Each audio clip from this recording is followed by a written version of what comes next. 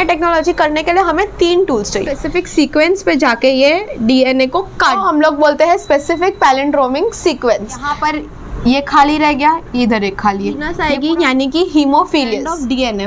उसके exact complementary में अगर हम Hey y'all, this is Palak Narang studying MBBS and welcome to my YouTube channel.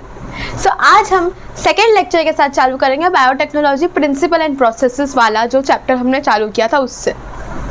Last class में हम लोग ने बहुत बेसिक इंट्रोडक्शन की ही बात की थी। आज हम पढ़ेंगे टूल्स ऑफ बायोटेक्नोलॉजी, उसमें भी एंजाइम्स वाला पार्ट। तो पहली बात तो tools of recombinant DNA technology. इसका मतलब क्या कि हम लोग ने लास्ट टाइम जो पढ़ा था कि एक डीएनए मेरा जीन ऑफ इंटरेस्ट है, हमको उसको किसी और में डालना है, उसको आगे पढ़ना है, वो सब चीज़ जो होती है वो रिकॉम्बिनेंट डीएनए टेक्नोलॉजी है। मतलब हम लोगों को डीएनए को कहीं को निकाल के कहीं पे मिक्स करके कुछ नया बनाना है, that is recombinant DNA technology. अब वो हमको करनी है अगर, तो उसके लिए हमको कुछ चीज़ें चाहिए होगी। ऑब्वियसली अगर आपको पेंटिंग करनी है तो आपको कलर्स चाहिए, ब्रश चाहिए, पेपर चाहिए, पानी चाहिए, क्लॉथ चाहिए, तो वो आपके टूल्स है। अगर आपको कुछ भी मान लो साइकिल बनानी है, मान लो आपको मैकेनिकल का कुछ बनाना है, तो आपको उसके टूल्स चाहिए वो बनाने के लिए। सिमिलरली अगर आपको रिकॉम्बिनेंट डीएनए टेक्नोलॉजी मतलब एक जीन को काट के दूसरे जीन में डाल के प्रोटीन बनाना है, कुछ भी करना है, तो हर चीज़ करने के लिए टूल्स चाहिए। तो ये आरडीएनए टेक्नोलॉजी करने के लिए हमें 3 टूल्स चाहिए। सबसे पहला तो कुछ एंजाइम्स चाहिए होंगे।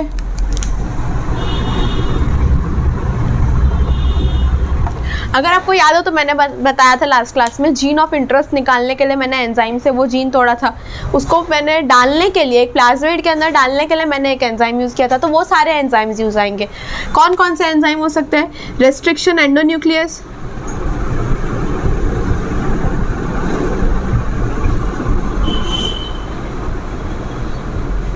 जो जीन ऑफ इंटरेस्ट को काटेगा, दैट इज रेस्ट्रिक्शन एंडोन्यूक्लियस।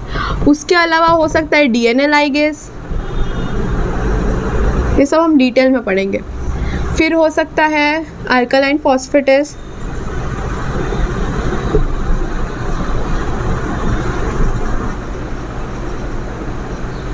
उसके अलावा हो सकता है डीएनए पॉलीमरेज। ये सब एंजाइम्स यूज हो सकते हैं। मेन हम लोग पढ़ेंगे रेस्ट्रिक्शन एंडोन्यूक्लियस के बारे में।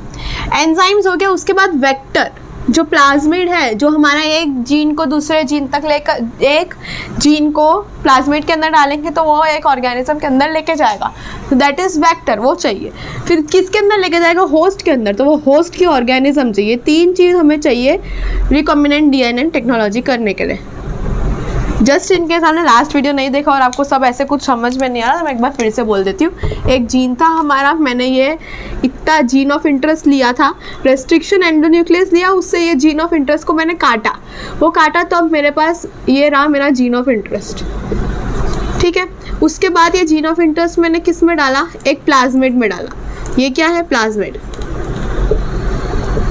प्लस मेरा जीन ऑफ इंटरेस्ट। इसको मैंने किसकी मदद से डाला? डीएनए लाइगेज की मदद से इसको ज्वाइन किया था मैंने। तो ये क्या बन गया?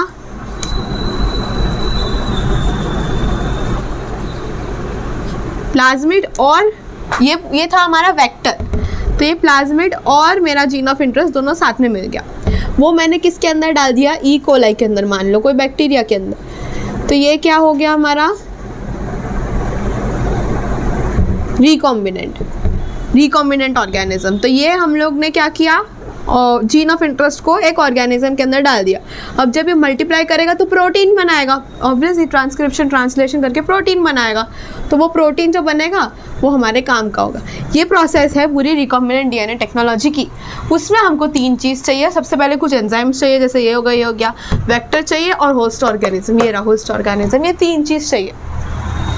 Starting with the first enzyme, restriction endonuclease, very important.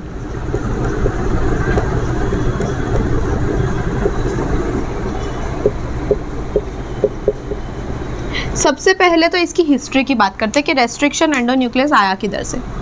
एक आर्बर नाम के इंसान थे, उन्होंने क्या किया? उन्होंने सिर्फ देखा कि हमारा जो ई कोलाई है उसको जब बैक्टीरियोफेज अटैक करेगा तो क्या होता है।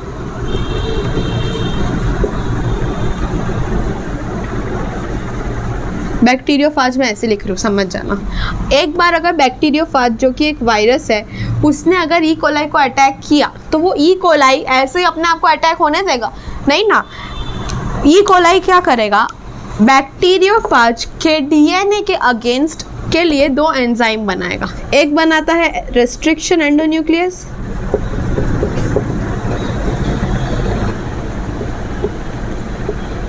और एक बनाता है मिथाइलेस। ठीक है, क्या काम है, ई कोलाई के अंदर उसको पता चल गया कि एक फॉरेन डीएनए आया बैक्टीरियोफाज का। तो जब इसके अंदर आया तो ई कोलाई को पता चला ये कुछ फॉरेन चीज़ आई है जो मेरे को नहीं चाहिए।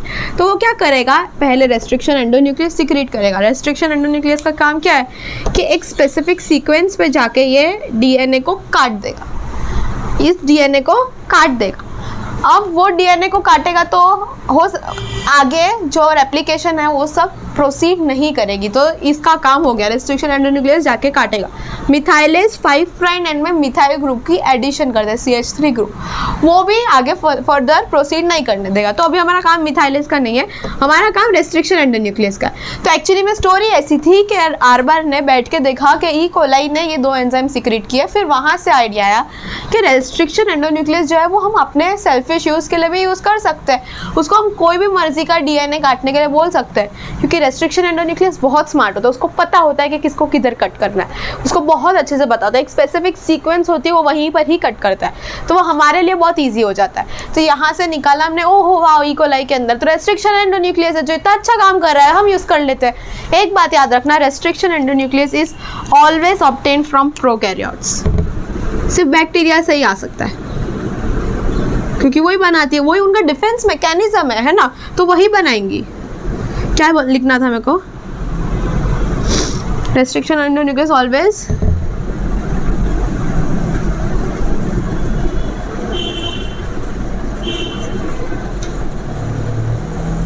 प्रोकैरियोट से ही आता है रेस्ट्रिक्शन एंडोन्यूक्लियस। ये थी इसकी हिस्ट्री। अब मैं आपको बताऊं, जो फर्स्ट रेस्ट्रिक्शन एंडोन्यूक्लियस था वो था HIND2। कोई मजाक नहीं उड़ाएगा इसके नाम का, HIND2। ऑफिशियली तो HIND1 होना चाहिए, पर नहीं, HIND2 है। ये रेस्ट्रिक्शन एंडोन्यूक्लियस जो है वो निकाला गया था, उसमें ये नोटिस किया था कि ये कट मारता है, एक 6 बेस पेयर होता है, कुछ एक सीक्वेंस होती है बेस पेयर की, उस पे ही वो जा करके, हाँ 6, उस पे ही जा करके वो एक्ट करेगा, उसी को कट करेगा। 6 बेस पेयर की पैलिंड्रोमिक सीक्वेंस होती है।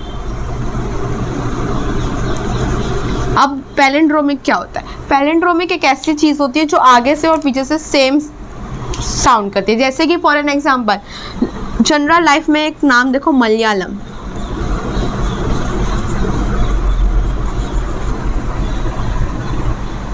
यही है, नहीं है शायद, जो भी एक स्पेलिंग जो आगे से और पीछे से सेम स्पेलिंग होगी, समझ रहे हो? जैसे कि एक होता है GAATTC, इको R1 करके रेस्ट्रिक्शन एंजाइम होता है, वो इसको इसी को ही करता है, मतलब समझ रहे हो ना? तो आगे से और पीछे से जो चीज़ सेम पड़ी जाए ना, वो होती है पैलिंड्रोमिक सीक्वेंस। अभी आगे से पीछे से सेम क्या है, ये 5 प्राइम है, ये 3 प्राइम है, ठीक है, ये एक है। नीचे का जो होगा वो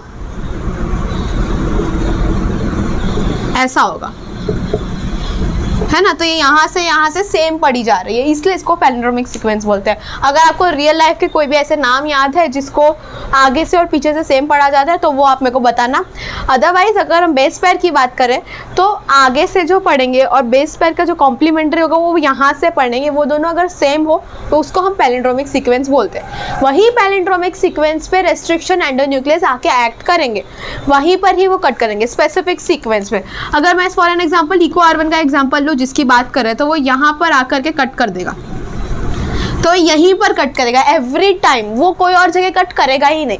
हमको जिस टाइप का जीन ऑफ इंटरेस्ट चाहिए, मान लो मुझे ये वाला पार्ट चाहिए तो मैं EcoR1 यूज़ करूँगी। मान लो मुझे ये वाला पार्ट नहीं चाहिए, मुझे कुछ और चाहिए, तो तब मेरे को रेस्ट्रिक्शन एंडोन्यूक्लियस का एंजाइम चेंज करना पड़ेगा, तब मैं कोई और यूज़ करूँगी।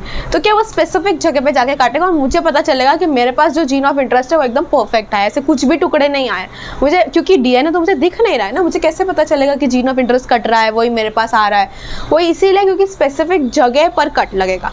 ठीक है, तो अभी तक मैंने क्या बताया कि 3 टूल्स होते हैं रिकॉम्बिनेंट DNA टेक्नोलॉजी के, एंजाइम, वेक्टर, होस्ट ऑर्गेनिज्म। उसके बाद रेस्ट्रिक्शन एंडोन्यूक्लियस से चालू किया, उससे मैंने 2 पॉइंट बताए। एक तो उसकी हिस्ट्री कि E. coli से निकाला गया एज ए डिफेंस मैकेनिज्म, वो काम करता है क्या, 2 निकाला गया, रेस्ट्रिक्शन एंडोन्यूक्लियस और मिथाइलेज का एंजाइम निकाला गया। दूसरी चीज़, first restriction enzyme is HIND-2, 6 base pair की एक वो होती है सीरीज, उसी पे ही वो एक्ट करता है, जिसको हम लोग बोलते हैं स्पेसिफिक पैलिंड्रोमिक सीक्वेंस। हाँ, पैलिंड्रोमिक सीक्वेंस।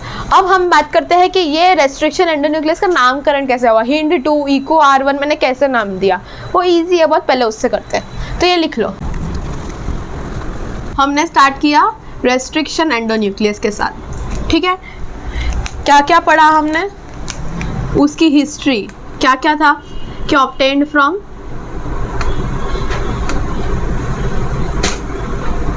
प्रोकैरियोट्स ओनली,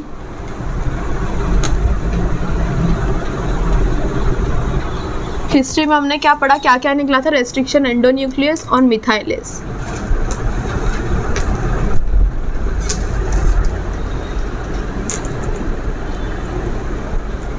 ठीक है, ये पहली चीज़ पढ़ी। दूसरी चीज़ हमने क्या पढ़ी, दूसरी चीज़ हमने पढ़ी first restriction endonuclease is HIND-2.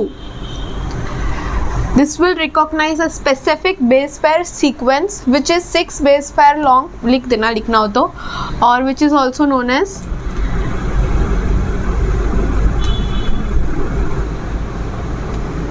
palindromic और specific recognition sequence।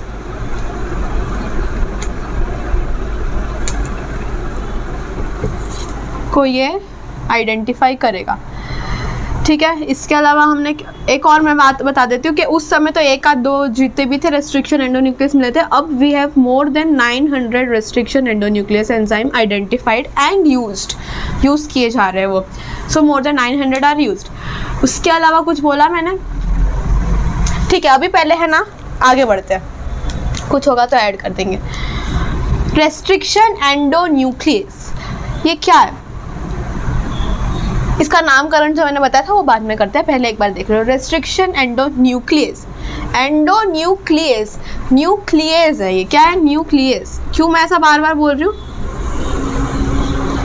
इसका फंक्शन क्या है, न्यूक्लिक एसिड को एज यानी लाइज यानी कट करना, तो न्यूक्लिक एसिड यानी हमारा डीएनए को कट करना, तो यही इसका फंक्शन है न्यूक्लियस। सो ब्रॉडली अगर देखें, सो न्यूक्लियस इज एक्सोन्यूक्लियस और एंडोन्यूक्लियस हो सकता है।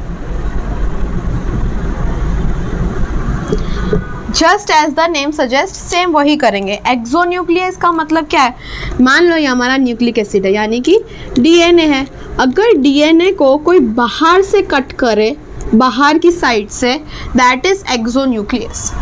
अगर हमारे न्यूक्लिक एसिड को यानी कि हमारे डीएनए को बीच में से कोई कट करे, दैट इज एंडोन्यूक्लियस। बीच में से मतलब यहाँ से कट करेगा, किसको कट करता है, फॉस्फोडाइएस्टर बॉन्ड।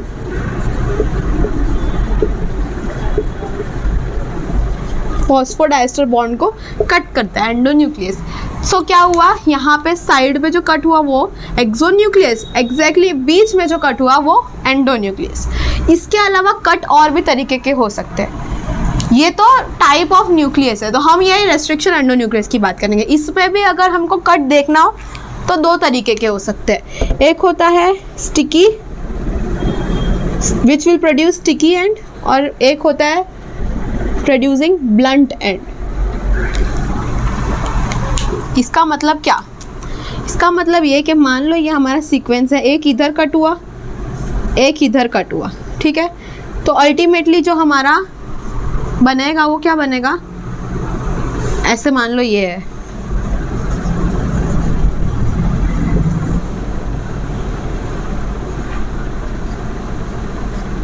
एक इधर कट लगेगा, एक इधर कट लगेगा, तो हमारे पास जो आएगा वो क्या आएगा,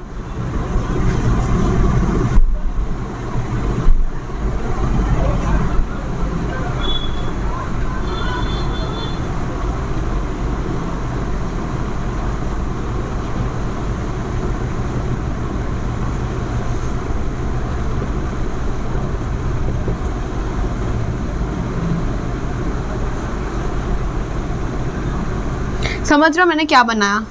अगर कंफ्यूजिंग हो रहा हो तो मैं बता देती हूँ। ये और ये ऐसा,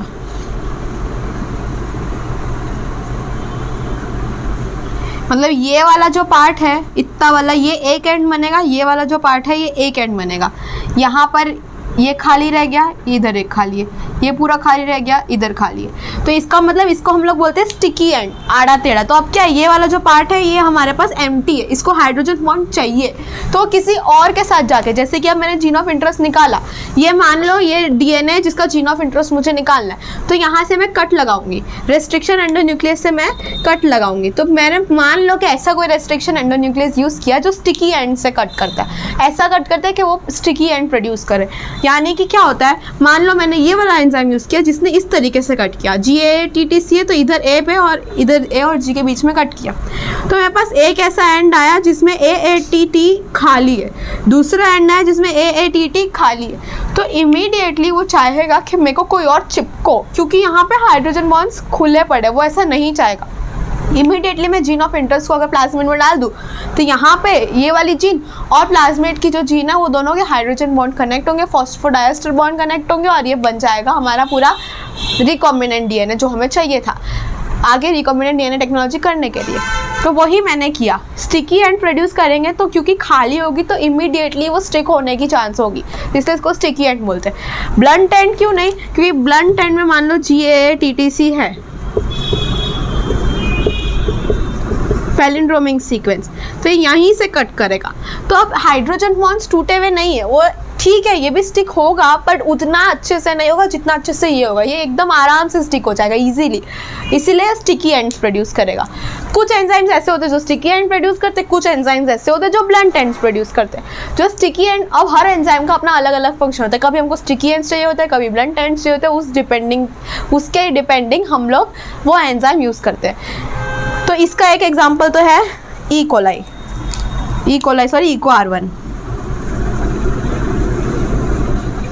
और इसका एक एग्जाम्पल है SMA1। ठीक है, अभी एग्जाम्पल याद मत रखो, एग्जाम्पल तो बाद में मैं आपको बता सकती हूँ, बस इतना याद रखो। ये हुआ, उसके बाद हम लोग पढ़ते कि फाइनली अब ये इको R1 ऐसा नाम आया किधर से। तो देखो, रेस्ट्रिक्शन एंडोन्यूक्लियस का एंजाइम है, E कैपिटल होगा, COR1। इसमें जो ये इको R1 नाम पड़ा कैसे, वो ऐसा पड़ा कि E मीन्स और को मीन्स इसका बैक्टीरिया का नाम जहाँ से वो निकाला गया, E उसकी जीनस है, CO उसका स्पीशीज है। क्या नाम है, एस्चेरा कोलाई। ठीक है, स्पेलिंग देख लेना। तो E यहाँ से इसकी जीनस से निकाला है, CO इसकी स्पीशीज से निकाला है, R स्ट्रेन है, रफ स्ट्रेन, रफ स्मूथ, इस टाइप्स ऑफ स्ट्रेन होते हैं, हमने जेनेटिक्स में भी पढ़ा है। तो ये स्ट्रेन है, इसमें क्या है, रफ, और 1 जो है वो सीरीज ऑफ इन्वेंशन, डिस्कवरी, ऐसा समझ लो कि जो सबसे पहले आएगा वो 1, जो उसके बाद आएगा तो इको R2, इको R3 ऐसा नाम होएगा। तो हर चीज़ का जो पहला का जो लेटर होता है वो जीनस रिप्रेजेंट करेगा, दूसरे जो 2 होते हैं वो रिप्रेजेंट करेंगे स्पीशीज, R यानी कि उसका स्ट्रेन, और 1 यानी कि उसकी सीरीज ऑफ आइडेंटिफिकेशन या डिस्कवरी। तो इसी तरीके से नेम होता है। तो मैंने क्या बोला, सबसे पहला तो रेस्ट्रिक्शन एंडोन्यूक्लियस एंजाइम के बारे में कि वो प्रोकैरियोट से आता है, उसकी हिस्ट्री मैंने बताई, 2 एंजाइम बताया, रेस्ट्रिक्शन एंडोन्यूक्लियस और मिथाइलेज। फिर greater than 900 enzymes are present. First restriction enzyme is Hind 2, restriction endonucleases कहाँ से आता है? ब्रॉड स्पेक्ट्रम अगर हम देखें तो वो न्यूक्लियस एंजाइम है। न्यूक्लियस दो टाइप के हो सकते हैं, एंडोन्यूक्लियस, एक्सोन्यूक्लियस। जो एक्सोन्यूक्लियस है वो साइड से कट करेंगे, जो एंडोन्यूक्लियस है वो बीच में जाके कट करेंगे न्यूक्लियस को। एंडोन्यूक्लियस में दो तरीके से कट कर सकता है, एक ब्लंट और एक स्टिकी एंड। स्टिकी एंड मतलब कि बीच में से ऐसी जगह से कट करेगा कि वो थोड़ा अनइवन हो और इजीली दूसरे किसी और डीएनए के साथ जाके स्टिक हो जाए। ब्लंट एंड मतलब ऐसे नॉर्मली जैसे दूसरा सीजर कट करती है वैसा कट करेगा। नेम देखे तो EcoR1 कहाँ से आया? E is from the genus CO coli is from the species, R is the strain that was used to obtain और 1 is the series of discovery। ठीक है, ये लिख लो पहले। इसमें अगर आपको और एग्जांपल्स लिखने तो लिख सकते हो PVU2, हिंट 2, इसमें EcoR1 के अलावा BAMH1। अगर मैं आपको पूछूं हिंट 2 का क्या होगा, जैसे EcoR1 का एस्चेरिशिया कोलाई है तो हिंट का क्या होगा? देखो H से उसकी जीनस आएगी यानी कि हीमोफिलियस, IN से उसकी स्पीशीज आएगी इन्फ्लुएंजा, D उसका स्ट्रेन यूज्ड है और 2 उसका ऑर्डर ऑफ डिस्कवरी है। समझे? ऐसे इस तरीके से सारे नाम होते हैं। आपको सबके नाम याद नहीं रखना, ये दो, इसमें दो भी नहीं, खाली एस्चेरिशिया कोलाई याद रखोगे तो भी इनफ है, पर ऐसे ही आपके जानने के लिए कि हिंट 2 अगर जानना हो तो। बाकी ये सब का आपको याद रखने की ज़रूरत नहीं, इतना इंपॉर्टेंट नहीं है। इसका ये बैसिलस होता है, कोई स्ट्रेप्टोकोकस का होता है, इट डिपेंड्स, वो सब अलग अलग होते हैं। तो पहले इतना लिख लो फिर आगे बढ़ते हैं।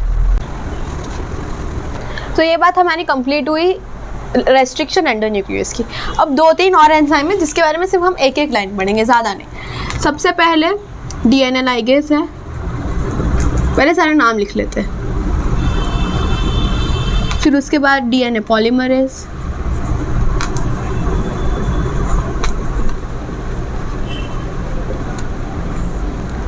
अल्कलाइन फॉस्फेटेज,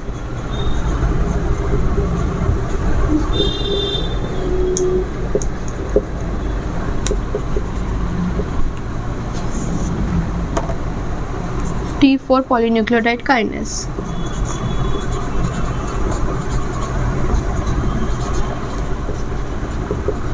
डरना नहीं है इसके नाम देके, सिर्फ सबके मतलब बताऊंगी और कुछ भी नहीं बताने वाली। डीएनए लाइगेज तो अपने सबको पता ही है कि क्या करेगा, अगर डीएनए है जो टूटा हुआ है उसको क्या करेगा? जोड़ देगा, सिंपल है ना। डीएनए लाइगेज स्टिक करेगा दो अलग अलग टूटे हुए डीएनए को। जैसा कि हम लोग ने रेस्ट्रिक्शन एंडोन्यूक्लियस से काटा, एक डीएनए में से वो जीन को काटा, अब दूसरे डीएनए में स्टिक करना है तो डीएनए लाइगेज से करना है। अगर स्टिकी एंड्स होगा तो डीएनए लाइगेज का काम थोड़ा आसान हो जाएगा, क्योंकि ऑलरेडी स्टिकी है तो फटाफट स्टिक हो जाएगा। ठीक है, दैट इज डीएनए लाइगेज, दोनों को स्टिक करना। डीएनए पॉलीमरेज, ये हम लोग उसमें भी पढ़ते हैं, एमबीआई में शायद, हाँ रेप्लिकेशन में। अगर कोई एक है स्ट्रैंड ऑफ डीएनए, उसके एग्जैक्ट कॉम्प्लीमेंट्री में अगर हमको कुछ डीएनए बनाना है तो वो डीएनए पॉलीमरेज का काम है। So formation of complementary strand of DNA.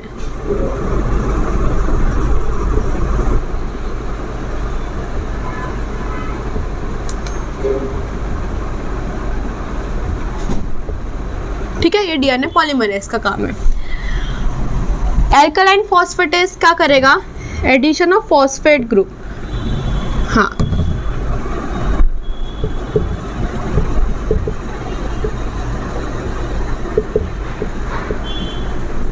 Eight 5 prime end. और इसका आपको फंक्शन जानने की जरूरत नहीं, सिर्फ नाम याद रख लो, T4 पॉलीन्यूक्लियोटाइड काइनेस, क्योंकि ये इतना इंपॉर्टेंट नहीं है।